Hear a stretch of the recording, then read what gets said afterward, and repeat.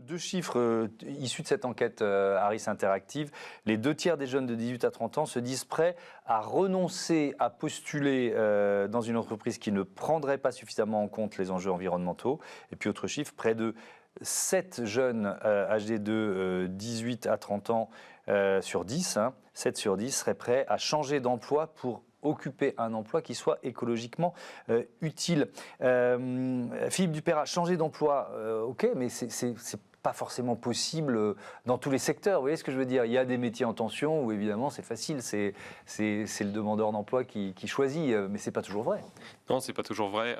Nous, ce qu'on essaie de faire avec Ma Voix, c'est de dire qu'en fait, il faut apprendre à apprendre. Et il y a quelques années, il y avait une étude qui montrait que les jeunes allaient occuper beaucoup plus d'emplois différents que les générations précédentes. 85% des jobs, des emplois en 2030 ne seront pas créés. Donc nous, on a une triple approche avec Ma Voix. Le premier, c'est de leur dire, connaissez-vous. Donc on va essayer de vous donner des outils pour apprendre à se connaître. Chance, par exemple, pour savoir quels sont les métiers qui me rendront heureux. La deuxième approche, c'est formez-vous et continuez de vous former. La recherche d'emploi, c'est pas uniquement envoyer 500 CV dans ce que je sais faire et puis avoir peu de réponses. C'est aussi progresser dans la connaissance de soi, dans la formation en continu. Et pour finir, on propose aussi des formations qui peuvent être courtes sur des métiers en tension et qui peuvent être, pour certains, soit en lien avec le digital, soit en lien avec la transition énergétique. Ouais. Olivier Pellevoisin, les métiers de la transition, c'est vaste, mais effectivement, ils sont en train, pour certains, de se définir, ils continuent d'apparaître. Ce sont clairement des opportunités de recrutement, c'est une évidence de dire ça, mais est-ce qu'elles sont forcément identifiées par cette génération des 18-30 ans ?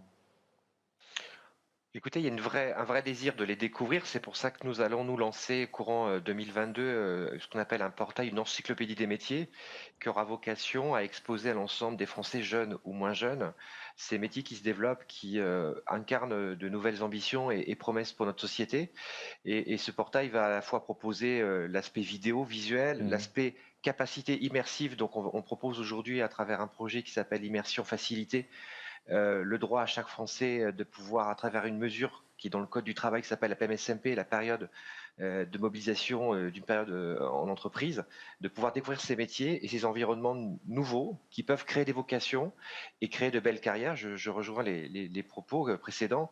Donner l'envie de se former sur le terrain en entreprise par rapport à ces nouveaux métiers, c'est une de nos ambitions à travers ces services et ce nouveau portail qui arrivera mi-rentrée 2022. Philippe Dupeyrat, est-ce que ça suppose aussi une nouvelle compétence, ces métiers de la transition, avec la question qui va avec, c'est comment les identifier ou les repérer ? Tout à fait. Peut-être les métiers de la transition, enfin ce qu'on appelle l'économie verte, il y a les éco-activités, donc vraiment ce qui va être en lien tout de suite avec l'économie verte, ça peut être l'agriculture, ça peut être réparateur de vélo par exemple. Et puis il y a aussi le fait de verdir les activités existantes. Donc ça c'est aussi important de le souligner parce que d'un certain côté, on va dire le changement peut arriver via la politique RSE, via les exigences des jeunes et des salariés en entreprise, même s'ils sont dans des industries qui peuvent être considérées comme plus traditionnelles. Voilà, donc c'est important en tout cas d'apprendre, et les compétences des jeunes vont être des compétences transversales, c'est-à-dire des compétences peut-être moins dures, moins ancrées parce que... c'est pas forcément pour un métier, c'est plus, quand vous dites transversal, ça veut dire ça, c'est-à-dire la capacité à d'abord changer plusieurs fois de métier, à faire des liens, exactement, à changer plusieurs fois de métier, à réapprendre des métiers, parce que peut-être que lorsque j'ai appris le métier de comptable, les référentiels vont pas changer tous les 2 ans, mais si je suis sur un métier par exemple du marketing et qu'on va me demander progressivement de mettre plus en avant mon empreinte carbone, et ben en fait mon métier peut être amené à évoluer énormément.